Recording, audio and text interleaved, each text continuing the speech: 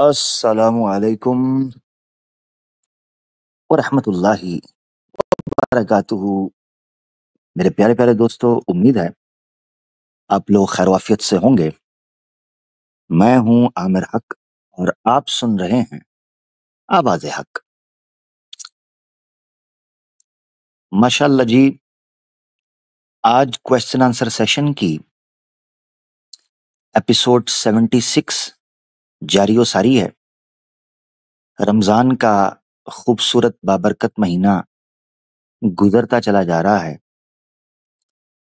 और आज की एपिसोड का जो इंट्रो सेगमेंट है वो बड़ा ज़रूरी है। कुछ रीसेंट मसले मसाइल सामने आए हैं जिसका ताल्लुक हिंदू कम्युनिटी के साथ भी है और मुस्लिम कम्युनिटी के साथ भी। इसका ताल्लुक करंट सिचुएशन के साथ भी है। इसका ताल्लुक भविष्य फ्यूचर के साथ भी है। मुस्तकबिल के साथ भी इसका बड़ा गहरा ताल्लुक होने वाला है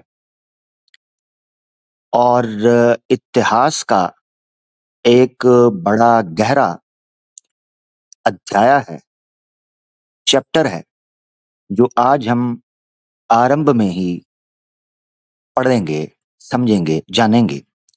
और अतीत, माजी, तारीख, बीते हुए कल, गुजरे हुए लम्हे, मुरझाए हुए पत्ते, खुश्क स्याही, बोसीदा औराक और टिमटिमाती हुई वादियां हमारे पास्ट की, उससे आज हम मौजूदा हिंदुस्तान, पाकिस्तान, हिंदू समाज, मुस्लिम समाज, आज के हालात और फ्यूचर के हालात पर बात करने जा रहे हैं।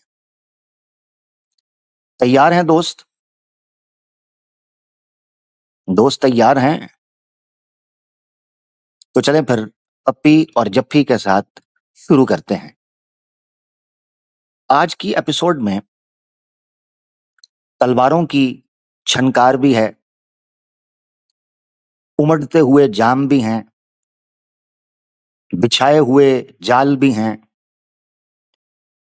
हिलते हुए मोहरे भी हैं, बदलती हुई सरकारें भी हैं, पलटते हुए तख्त भी हैं, खून में नहाए हुए शरीर भी हैं, धाड़ती हुई आवाजें भी हैं और इसी तरीके से उनसे बचे कुचे कुछ नजरियात भी हैं और उनसे बनने वाले आजकल के हालात भी हैं। किसी शायर ने बड़ा खूब नक्शा खींचा था कि कभी इस बात को सोचा है भारत के महापुरुषों, कभी इस बात को सोचा है भारत के महापुरुषों, तुम्हारे मुल्क में एक दास्तां हम छोड़ आए हैं। हाँ, मिर्चें लगती हैं, कोई बात नहीं, खैर है, कोई बात नहीं। सच तो सच है, इतिहास है, कोई बात नहीं। आप अपने घरों में हैं आज, डरते क्यों हैं? नहीं, चारपाई के नीचे नहीं जाना, आज नहीं जाना मेरे भाई, आज नहीं जाना। हाँ, बाहर। टोकरी में नहीं बैठना, टोकरी में नहीं बैठना, आज बाहर। न हम आगरा में हैं, न हम दक्कन में हैं, न हम दिल्ली में हैं, न हम गुजरात में हैं।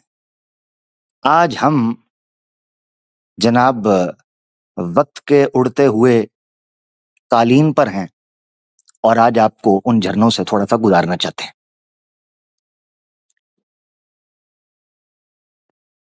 तो तुम्हारे मुल्क में एक दास्तां हम छोड़ आए हैं, न याद आए तो फिर तारीख के औराक को पलटो, बहुत से कारनामों के निशा हम छोड़ आए हैं, छोड़ आए हैं।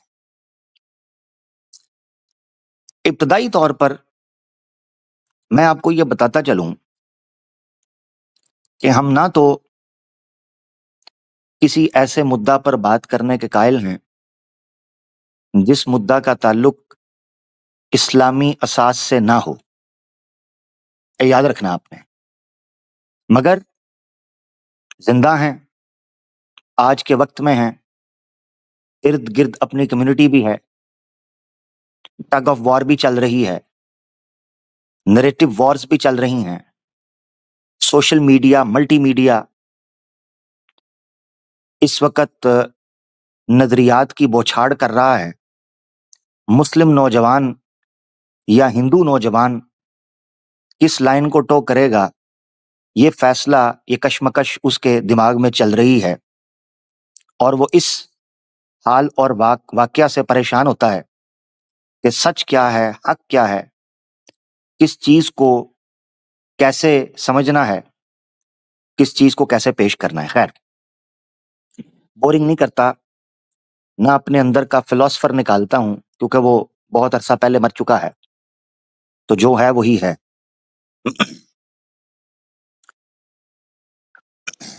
जनाब, एक दंगा फूटता है नागपुर के अंदर, महाराष्ट्र।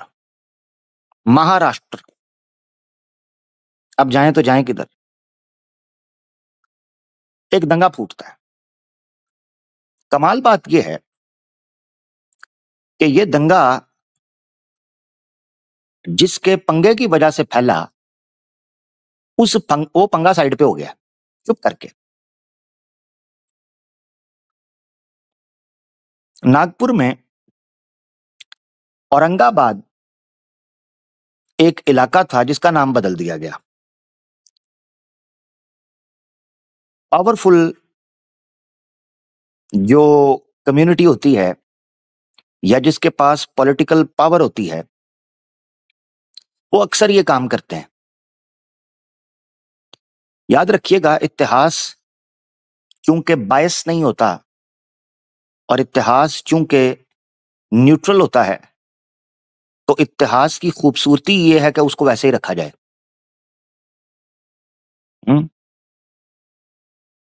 क्या बात है, अब कुछ। हाँ, बिल्कुल सही कह रहे हैं। संभाजी नगर, जी, नाम बदल दिया गया। नाम बदला इस उम्मीद के अंदर कि शायद इतिहास बदल जाएगा। इस इतिहास को बदलने के लिए नाम बदला। नाम नहीं बदला करते, काम बदला करते हैं। खैर, बहरहाल महाराष्ट्र के सीएम ने एक शोशा छोड़ा था एक छोटी सी तकरीब के अंदर। वो शोशा गले पड़ गया। वो शोशा ये था कि औरंगजेब आलमगीर की कब्र को खत्म किया जाए, इसको हटा दिया जाए।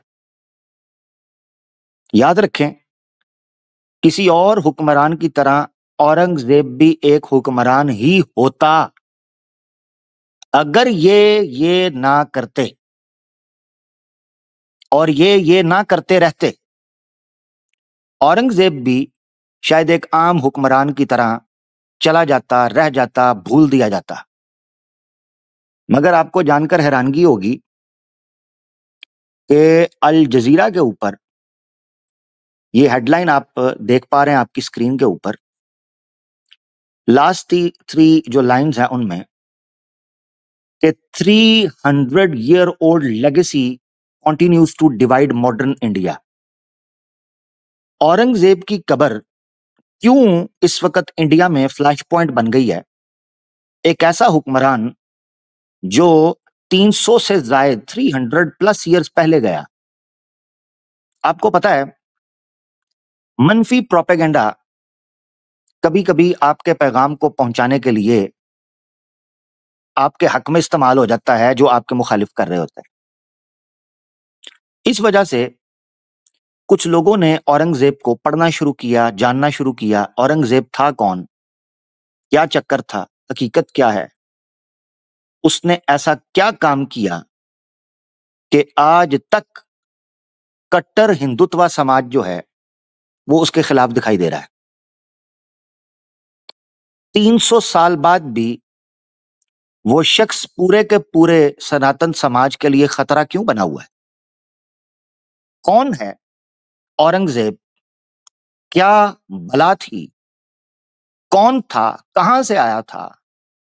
ऐसा क्या किया उस शख्स ने कि कट्टर हिंदुत्व समाज अपनी युवा पीढ़ी को ब्रेन वॉश करने पर लगा है और करोड़ों रुपए की फिल्में बनाकर युवा पीढ़ी को जो है वो इन्फ्लुएंस कर रहा है, प्रोवोक कर रहा है, ट्रिगर कर रहा है, ब्रेन वॉश कर रहा है। ये सवाल है। ये शोषा छोड़ना था सीएम साहब की तरफ से, जो कि बाद में अब लपेटे में आए हुए हैं। सीएम साहब की तरफ से ये शोषा छोड़ना था कि आपको जानकर हैरानगी होगी कि नागपुर वो जगह है जहां आरएसएस का हेडक्वार्टर है, महाराष्ट्र में। तो क्या ये कोइंसिडेंस है कि आरएसएस के, वीएचपी के, बजरंग दल के कुतूरे और आतंकी एक बार फिर देश को यरगमाल बनाते हैं और एक बार फिर पूरे विश्व के अंदर इंडिया की नकाती करवाते हैं और इंडिया का नाम बदनाम करवाते हैं कि ये हिंदू समाज की वजह से कट्टर एक परिचय जा रहा है पूरी दुनिया के अंदर। मुझे पता है, हो सकता है इस प्रोग्राम की वजह से मुझे शायद दोबारा बैन कर दिया जाए, मगर शायद बक़ैद अज़ीज़ ये साथ ना आ सके। तुम दास्ताने शौक सुनो और सुनाएं हम, ये हमें चैनल को तो बैन कर सकते हैं। ये एक छोटे से प्लेटफॉर्म पर तो हमें बैन कर सकते हैं, मगर उन करोड़ों आवाजों को, उन करोड़ों जज्बात को, उन करोड़ों एहसासात को, उन वाबस्तगियों को जो तुम्हारी कट्टरपंथी की वजह से इस जगह पर पहुंची हैं, उस आग को कौन बुझाएगा? सिर्फ एक चीज, सच। सिर्फ एक चीज, न्याय। सिर्फ एक चीज, धर्म। बस। क्योंकि राजनीति करने वाले तो राजनीति करके निकल जाते हैं। अब जरा और टेंशन काहे की यार, कमाल हो गया है।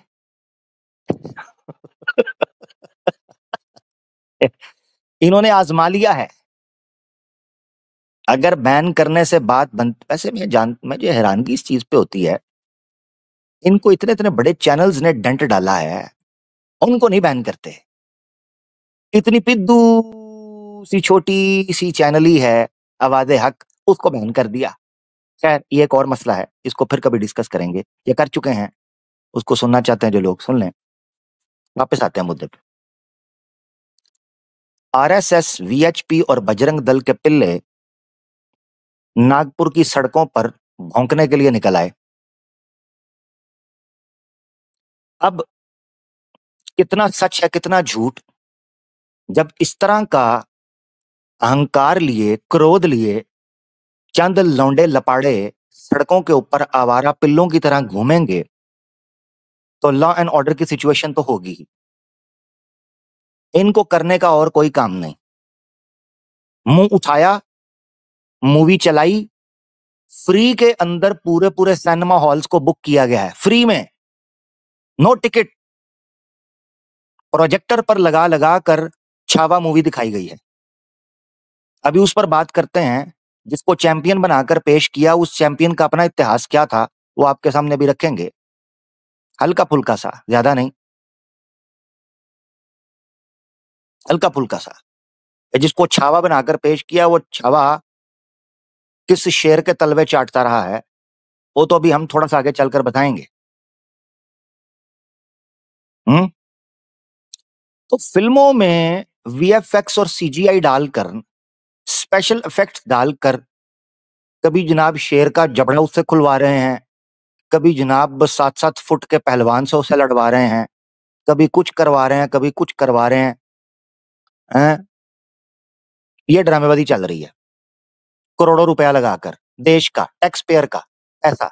हमें पता है पैसा कहां से जा रहा है। ये मत हमें कहियो कि प्रोड्यूसर्स हैं, ये प्रोड्यूसर का पैसा नहीं। हमें पता है कौन सी फिल्म पर प्रोड्यूसर का पैसा लगता है और कौन सी फिल्म पर हिंदुत्व का पैसा लगता है। हम अंधे नहीं हैं। हाँ, हम भी सीखते हैं बॉलीवुड से बहुत कुछ, हमें पता है। तो टैक्स पेयर का पैसा, आम हिंदू के टैक्स का पैसा, आम मुसलमान के टैक्स का पैसा हिंदू मुस्लिम को आपस में लड़ाने के लिए इस्तेमाल हो रहा है। अब इस मूवी को चला चला कर आरएसएस और वीएचपी और बजरंग दल के पिल्लों ने चंद नौजवानों को इकट्ठा कर कर वहां दंगा मचाना शुरू कर दिया, नारेबाजी शुरू कर दी। औरंगजेब की कब्र के पास चले गए ये मार्च करते हुए। रात 7:30 बजे का टाइम होगा, 7:30 PM के करीब, जब ये दंगे में गर्मी आती है, तोड़फोड़ शुरू होती है। एक पार्क के करीब गाड़ियों के शीशे तोड़े जाते हैं, पुलिस पर पथराव किया जाता है। ना सिर्फ ये कि पुलिस पर पथराव किया जाता है, बल्कि एनडीटीवी की रिपोर्ट के मुताबिक इस वायलेंस में एक महिला कांस्टेबल के ऊपर जो है वो उसका हरासमेंट किया जाता है, उसको मोलेस्ट किया जाता है, उसके कपड़े फाड़ दिए जाते हैं। ये एनडीटीवी की रिपोर्ट है। बाद रिपोर्ट्स के मुताबिक उस औरत को खुद भागने पर मजबूर किया जाता है, वो भागती है, बच जाती है। बाद कहते हैं जी वो वहां बैठ जाती है, पुलिस दूसरी आती है, वो उसको बचाती है। बहरहाल इस हालत पर इन्होंने नौजवानों को पहुंचा दिया हुआ है कि वहां एक लेडी कांस्टेबल है, उसके कपड़े फाड़ दिए जाते हैं, उसका रेप करने की, हरास करने की कोशिश की जाती है। एंड हेलो, आपको पता है, हमने वीडियोस देखी हुई हैं, कौन मूर्तियों के कपड़े तक उतारता है और फाड़ता है, हमने देखा हुआ है। इसके लिए आपको पीएचडी करने की जरूरत नहीं है। आपको पता है ये आवाज कहां से आ रही होगी, ये हरकत कहां से हो रही होगी, उस औरत पर हाथ किसने डाला होगा, आपको पता है। मुझ पे ना इल्जाम लगा देना। हम्म, मुझ पे ना लगाना आप। आपको पता है, मैं नाम नहीं दे रहा, कल को मेरे पे केस ना ठोक दें। हम्म, ये हालत हुई पड़ी थी। अब बात जो सामने आ रही है वो ये आ रही है कि सिंपल प्रोटेस्ट एक दंगे के अंदर कैसे बदल गया। इस बारे में दो अफवाहें आ रही हैं सामने, दो अफवाहें। बट जो एफआईआर कटी है, एफआईआर तब तक नहीं कटती जब तक स्ट्रॉन्ग विटनेस या स्ट्रॉन्ग आपके जनाब विजुअल्स सामने ना आए। और खास तौर पर तब, ये मैं क्यों कह रहा हूं, तब जब ऐसा माहौल हो कि जिस पार्टी के खिलाफ एफआईआर कट रही है वो पार्टी पावर के अंदर है। पावर से मुराद ये है सोशल पावर। हाँ, बाकी आप समझदार हैं। तो क्या एफआईआर कटी? एफआईआर कटी है जनाब रिलीजियस सेक्रेड बुक को या टेक्स्ट को जलाने की। ये अफवाह उड़ गई, दंगा मच, शोर शराबा हो रहा है, एहतजाज हो रहा है। उस एहतजाज के दौरान, उस डेमोन्स्ट्रेशन के दौरान चंद वीएचपी या आरएसएस या बजरंग दल, ये जितने हिंदू उस वक्त कट्टर कट्टे हुए थे, शिवाजी के अंडे, उन अंडों में से एलिजिडली किसी ने कलमा तैयबा को या कुरान के वर्कों को जलाया। ये बात उड़ गई, किसी ने देख लिया। या जब आप माहौल इस तरह का बना देते हो तो कोई भी अब महाराष्ट्र के सीएम कहते हैं जी ये प्लान्ड कॉन्स्पिरेसी हुई है, ये प्लान्ड तरीके से ये दंगा मचाया गया। ये कुछ अरसा पहले तो बात आप कर चुके थे कि औरंगजेब की कब्र पसंद नहीं आ रही यहाँ, मगर चूंकि आर्कियोलॉजिकल इंस्टीट्यूट जो है वो उसको मॉन्यूमेंट में काउंट करती है, हिस्टोरिकल। एक मुझे ये चीज नहीं समझ आती, हम पूरी दुनिया को ये बताते फिरते हैं कि जनाब बड़ा पुराना इतिहास है, हमारे यहाँ राम जन्मभूमि है, हमारे यहाँ ताजमहल है, हमारे यहाँ कुतुब मीनार है, हमारे यहाँ फला मंदिर है, खमख्या है, फलाना फलाना फलाना, पता नहीं क्या कुछ बताते हैं। ये उस सारे इतिहास की जगह खोखला करने के पे तुले हुए हैं। ये खाम खां औरंगजेब को 300 साल बाद जिंदा करने पर तुले हुए हैं। मुझे इनकी समझ नहीं आती। मैं ये चीज सोचता हूं कि आप लोग कहते हो जी उसकी कब्र हटा फलाना, मैंने कल भी ये जुमला बोला था, मैं आज भी बोलता, तुम्हारी इन हरकतों की वजह से ना औरंगजेब ने जिंदा हो जाना है, मैं तुम्हें बताऊं। और मैं अभी इतिहास बताता हूं कि औरंगजेब बना कैसे था। अभी थोड़ा सा सुनाऊंगा इतिहास, ताकि तुम्हें इतिहास के झरनों से जो प्रकाश पड़े ना तुम्हारी खोपड़ियों पर इस्लामोफोब्स की, उनको पता चले कि इतिहास में तुमने क्या मत मारी थी, क्या गलत फैसले किए थे जिस वजह से औरंगजेब आया था। हम तो तुम्हें पहले कहते हैं, मैं ये कहता हूं तो मुझे कहते हैं जनाब ये फलाना ढिमकाना, मुझे जुमला बोल देता है। मैं तो पहले कह चुका हूं, हम तो मक्की दौर में रहना चाहते हैं। चुप करके पंगा ना करो। तुम औरंगजेब को जिंदा करने पर तुले हुए हो, तुम। वो मैं बताता हूं अभी, वो सारा इतिहास सामने आ जाएगा। अब वापस आओ जरा। ये खबर फैल जाती है, उधर एक पार्टी का बंदा जिसका मेरे ख्याल से शमीम खान नाम है, फहीम खान है, उसके ऊपर एफआईआर कटी है। करीबन 84 के करीब लोग पकड़े गए हैं, जिसमें हिंदू भी हैं, कई मुसलमान पकड़े गए हैं। उन तक ये खबर किसी ने पहुंचाई, as per the alleged sources, सूत्रों के अनुसार, कि नागपुर के अंदर कुरान जलाया गया है या कलमा तैयबा लिखा हुआ था कपड़े के ऊपर, कहीं से खरीदा होगा किसी हिंदू ने, वो उसने जलाया। ये बात फैल गई। इस बात की वजह से लोकल मुस्लिम कम्युनिटी वो प्रवोक ट्रिगर हो गई। और अगर ऐसा हुआ है तो उनका आवाज उठाना बनता भी था। भाई आप मेरे घर के बाहर आकर आग लगा रहे हो, मेरे घर का सामान तोड़ फोड़ रहे हो, मैं बोलूंगा नहीं? So make sense. बट कानून को अपने हाथ में लेना या पहल करना या कोई ऐसी चीज करना, ये बात बिल्कुल गलत है। मुस्लिम कम्युनिटी किसी तौर पर भी इस चीज में इन्वॉल्व नहीं होती, ना होना चाहिए। अब सुने, उन्होंने शीशे तोड़ना शुरू किए। ये अच्छा सुने, पहले उससे पहले जो खबर हमें मिल रही है, ठीक है ना, और इन्हीं की तरफ से वो खबर ये मिल रही है कि एहतजाज चल रहा था। इन लोगों ने, जो मुस्लिम कम्युनिटी थी, इन लोगों ने जाके नागपुर के पुलिस स्टेशन के बाहर जाकर धरना दे दिया। तो इसका मतलब यह है कि मुस्लिम पुलिस स्टेशन गए हैं, हिंदू कहां गया है? कबर पे दावा बोलने के लिए। और मुसलमान कहां गया है? नागपुर के पुलिस स्टेशन के बाहर। तो पॉइंट टू बी नोटेड, तो मुसलमान नागपुर के पुलिस स्टेशन के बाहर बैठा है, जहां दूसरी तरफ से खबर मिलती है, आपस में आमना सामना होता है, नारेबाजी होती है। उस दौरान में पुलिस वहां पर और एंटी रॉयट्स जो कमांडोज हैं वो वहां पर पहुंचते हैं, किसी तरीके से दंगे को रोका जाए। उस दौरान में पथराव शुरू होता है और वो पथराव की सूरत में पुलिस के सर फटते हैं, जो कमांडोज वहां मौजूद थे उनको पड़ते हैं पत्थर, और भगदड़ मच जाती है। अब उस भगदड़ में किसने किसका कान फोड़ा, किसका सर तोड़ा, किसकी टांग टूटी, किसकी गाड़ी जली, किसकी दुकान जली, किसका शीशा टूटा, कुछ पता नहीं चला। लोगों ने, कैमरे की वीडियोस हैं, मैं वीडियोस नहीं वो चला सकता, आप सब इसको सोशल मीडिया पे देख सकते हैं, और वीडियोस चलाऊंगा भी तो काम लंबा हो जाएगा। जो मैं बात बताना चाह रहा हूं वो बात बीच में रह जाएगी। तो अभी एक सीक्वेंस है, जो हालात है। अब अच्छा, ये जो नीचे अपनी 2 ईंट की बना के बैठे हुए हैं ना, ये इधर कोई फिरका वारियत कर रहा है या कोई पाकिस्तान इंडिया कर रहा है, ये उनको थोड़ा सा ठंडा कर दें। हम इतिहास डिस्कस कर रहे हैं ओपनली। इंडिया पाकिस्तान तो 70 साल पहले आया है, हम उससे पहले की बात अभी शुरू करने वाले हैं।